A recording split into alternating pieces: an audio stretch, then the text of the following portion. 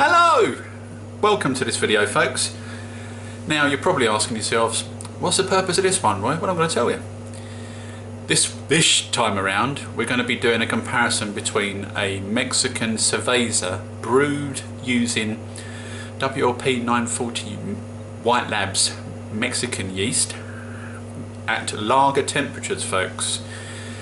Yes indeed, we brewed that one. Well, I brewed it. When I say we, I mean the general we, the royal we, if you like. Behind me in the beer fridge there, the temperature controlled beer fridge. For about 6 weeks, 6 to 8 weeks, that's been in there. And I also have some Mexican Cerveza that I brewed some time ago using the bog standard Cooper's ale yeast that comes with it. There may well even have a US-05 in there. Either way, it's not lager yeast. The purpose of this particular video is to do a comparison between an ale yeast and a lager yeast in this particular type of beer. Now, as you know, or you may not know, folks, some people may not have even had a Mexican Cerveza before, but if you look at the likes of Corona, that kind of beer, it's very light, it's sort of lime, lemony, citrusy, and it's probably the lightest beer you're going to find, and you usually drink it in bottles with a wedge of lime stuck in the top. Okay, it's a very nice crisp beer on a hot summer's day. However, we're in December nearly Christmas, can you believe it?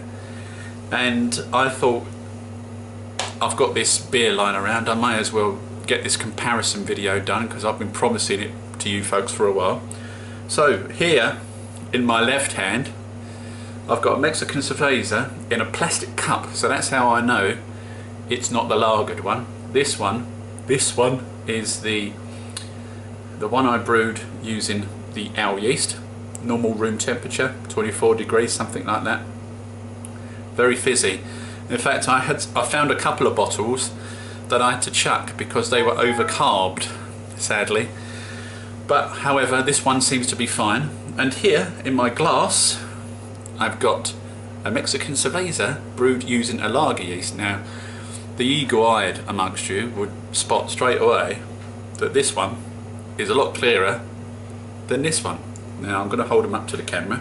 Can you see the difference, folks? Yeah, this one, you can see me through it. This one, you can't really, can you? It's quite murky. So there you go. That's an immediate difference between using a lager yeast and an ale yeast on a Mexican Cerveza. The colour. Aesthetically, it looks completely different. This one looks a lot cleaner and lighter, and I've got to be honest with you, it looks better, doesn't it? It just looks like a Mexican Cerveza or a lager should look like. Got a nice sort of, it's almost wee colour. That's if you need to go for a wee, folks, and you haven't been for a while, it's that sort of colour. Whereas this one looks more like an ale, to be honest, doesn't it? Yeah, I mean there's a little bit of haze on there, but not too much. It's okay, it's just a little bit murky. But what about the taste? So I'm going to taste this one first. This is the one I did using an ale yeast.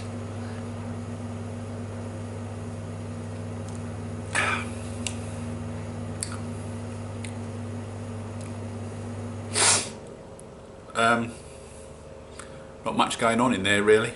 In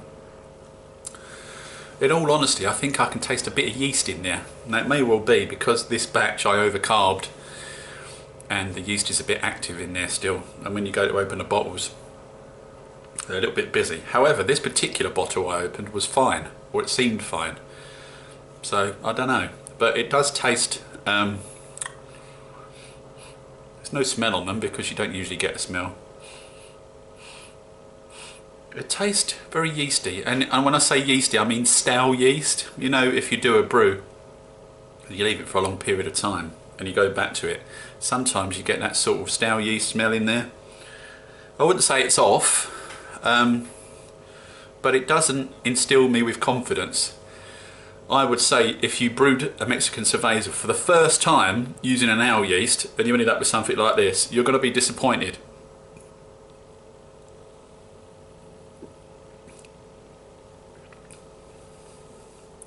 Don't really like that.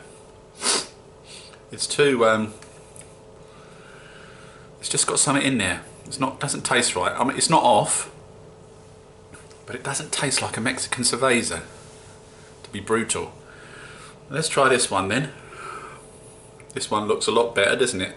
Nice and clean there, the lovely bubbles in there, beautiful carbonation, and a nice little head at the top. We don't want too much of a head on a Cerveza, but that's alright, that's not too bad. That's exactly how it should look, in fact, in my eyes. That's the sort of colour, crisp and clear. That's what you're looking for. Hello, hello.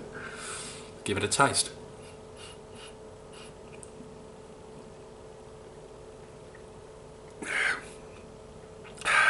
That's better.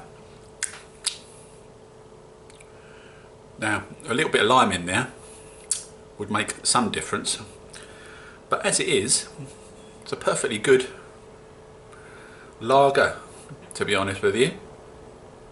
So the lesson to be learned from this, folks, is if you're going to do something like a Mexican Cerveza or a lager, you will really notice a difference if you spend some time and brew it at lower temperatures. It really does make a hell of a difference.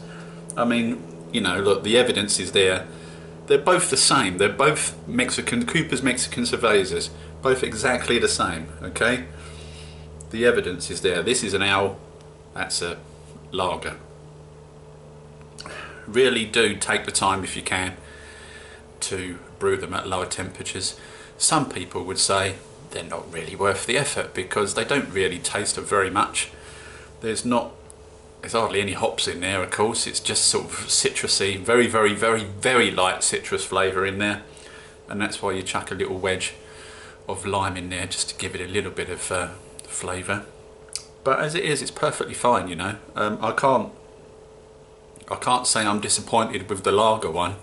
It was worth the time on that one, just to spend a little bit of time and let it lager properly, and then bring the temperature up for 24 hours when it's nearly finished fermenting, just to get rid of that butter flavour that you can sometimes get when you do lagers. It's called diacetyl, and you put it at a higher temperature for about 24 hours to get rid of that butter, and then you crash it back down again to a lower temperature, and you leave it for 4 or 5 weeks at a really low temperature, and this is what you get.